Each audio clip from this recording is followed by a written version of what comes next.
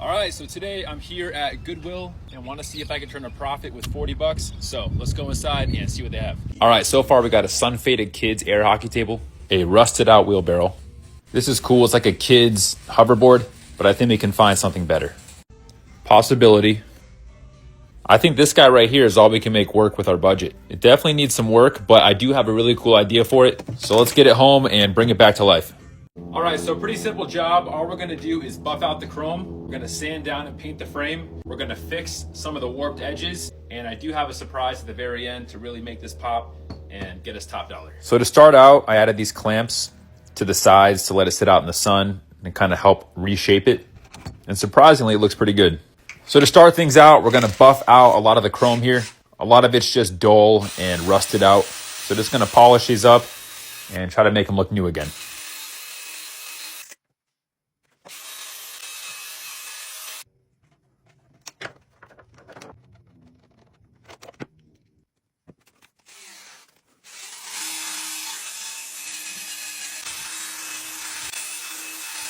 Just gonna take some very fine grit sandpaper here and remove some of the rust that the polish couldn't get.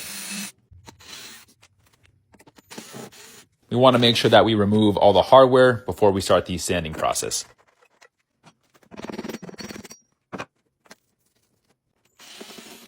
And I finally did it. I finally got a respirator, so we're good to go. We're just gonna sand down the entire body. This obviously smooths down the surface and makes it a lot easier for our primer and our spray paint to bond. And then after the sander, I'm gonna take some regular sandpaper and just sand it with my hands. This kind of helps reach where the sander couldn't get.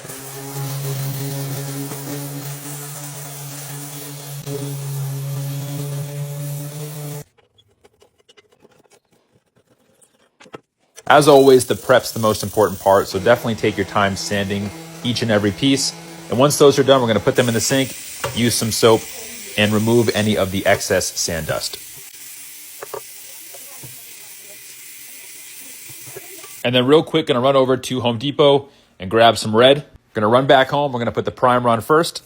And I've had this laying around the house for a while. If you don't have primer, I definitely recommend buying it before putting your spray paint on. Makes the final product look a lot better. And we'll throw some guesses out now. You know, we got a cooler here. We're going with the color red.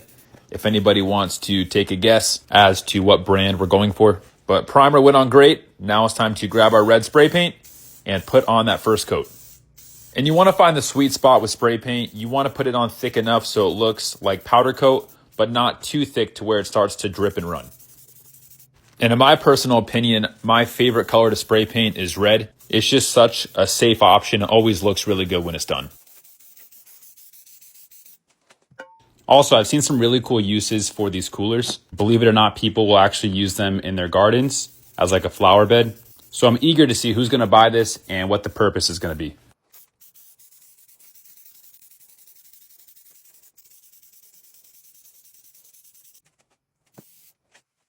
And man, this stuff is looking really good. This is why I love using Oleum spray paint. For how cheap the cans are, this looks like a professional paint job.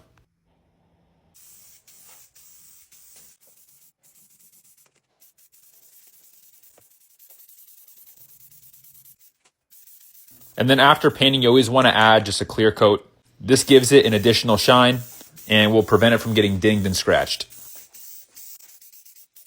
So we've given this about 2 hours now. We're going to start to put some of the pieces back together. It is nice and dry.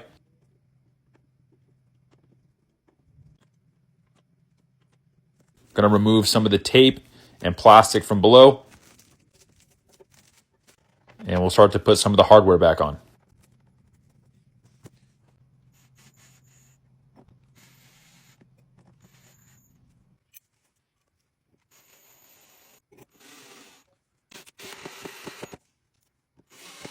We are going to let this sit overnight just to ensure that the paint is 100% dry, and we'll come back to the rest of it tomorrow.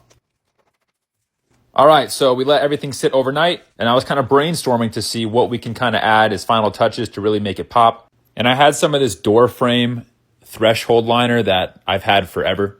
And I think cutting it in half and applying it around the edges will not only make it look a lot better, but will again prevent any air from getting into the cooler. And I'll say this right now, this is one of those jobs where we put a lot of time into it, compared to how much money we'll make.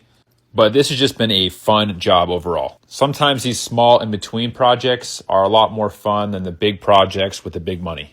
And the cover's looking really good. Just gonna pop it in place here and make sure it's nice and flush. Now the final step. And again, this was a surprise I was talking about. Since it is a red cooler, it's only right that we make it Coca-Cola. And I actually have a lot of this stuff sitting in old bins. I used to collect Coca-Cola stuff back in the day. Hence the life-size Coke bottle in the background this entire video. But this is the final touch it needed. And this thing honestly looks insane. Just gonna pop the bottle cap catcher right here. And that is it, my friends. I want you to remember how rough this looked before sitting in Goodwill compared to how good it looks now. I mean, this is just one of those jobs that turned out way better than expected. It doesn't look like a DIY homemade job. It looks professional and it looks very expensive. Everything from the chrome to the paint to the door liner that we added, everything just turned out perfect. And now it is time to go over some numbers to see how much we have invested in this and how much we think we will sell it for. So I did do some research online and see kind of what they're going for on the used market. I'm seeing $250, $300. I found an older one here going for $100 even.